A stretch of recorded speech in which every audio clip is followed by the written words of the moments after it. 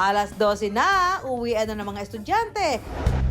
Pero ang ilan sa kanila hindi agad sa bayan diretso, kundi sa cafe na ito. Ang kanilang pinipilahan, mga palamig na abot kaya ang presyo at swak para sa maalinsangan na panahon. Sa halagang 28 pesos, sold na ang uhaw mo. Vision po namin is makapag-provide ng affordable pero quality na beverages na maipa-serve natin sa mga kababayan natin. Wala pang isang taon, nasa mahigit 170 na ang branches nila nationwide. Kaya nilang kumita ng 7 to 8 figures kada buwan. Coffee, juice, or tea, pili na mga mi!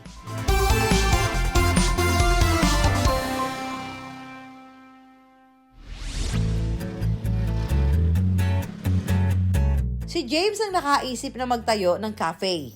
Nagsimula raw ito sa simpleng bonding session ng magkakaibigan. Kami po ay group of friends na talaga mahilig lang sa milk tea and coffee. All of a sudden lang habang kami po ay nagkakape sa isang coffee shop, bigla na lang po namin naisipan na why not magtayo tayo ng isang milk tea shop or coffee shop na sarili na natin.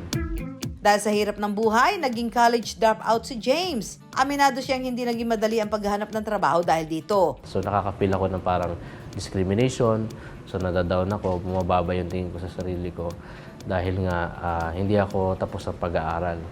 7 taon siyang nagtrabaho sa call center. Sinubukan din niya magnegosyo online pero hindi ito lumago.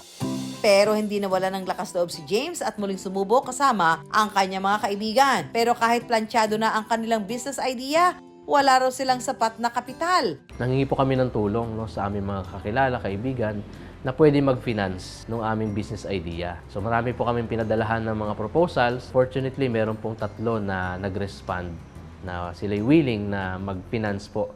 Nakalikom sila ng 150,000 pesos mula sa 3 investors. Kapalit nito ang 10% tubo ng negosyo sa loob ng 1 taon. Isa sa nagtiwala kay James ang kaibigan niyang si Kevin. Yung una na 50,000, nag-grow na din siya into 6 digit. That time, yun lang din naman yung meron kami. Maliit na ipon namin yun, 50,000. Nobyembre noong nakaraang taon, nagbukas ang pinakauna nilang branch sa Quezon City. Sobrang saya po. Alam niyo po, nung ginagawa pa lang yung store, talagang nakakakilig na yung hindi pa buo yung construction, sinisimulan pa lang po. Iba na po yung saya. Parang na-excite kami ng sobra na mag-open na siya. Tinangkilik at binalik-balikan daw ng mga customer ang kanilang mga produkto. Ang target market po namin ay yung mga teens po. Mostly mga students. Yung lasa niya malinamnam, matamis, pangmasa po talaga. Hi, Sir James! Si Sir James po yung may-ari ng One Cafe.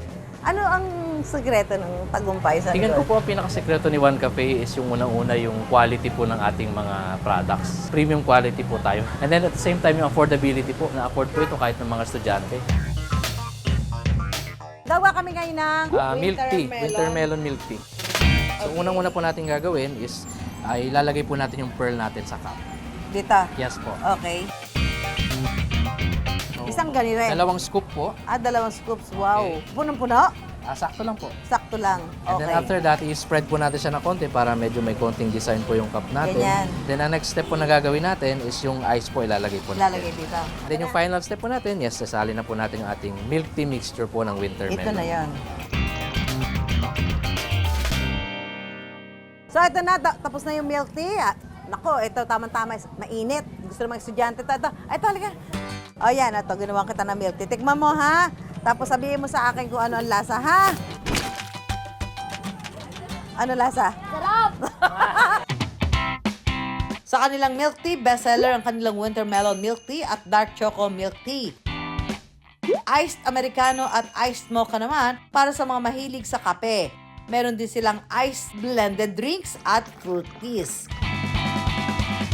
Hindi lang daw sila dinagsa ng mga uhaw na suki, kundi maging ng mga gustong mag-franchise. Days pa lang siya nag-ooperate, ang dami na pong nag-i-inquire ng mga interested mag-franchise. So dahil nga po nagustuhan siguro nila yung lasa talaga, so pinabilis namin yung pag-build up ng franchise system.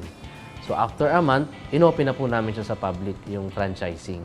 300,000 pisong kapital lang daw ang kailangan para maka-avail ng kanilang franchise package. So that includes supplies, equipment, and training na rin po para po sa ating staff and sa owner. Yung ating franchise opportunity ay pangmasa po talaga. Compare po natin sa mga existing milk tea or coffee brands, no, mas way na mas po tayo, affordable po tayo.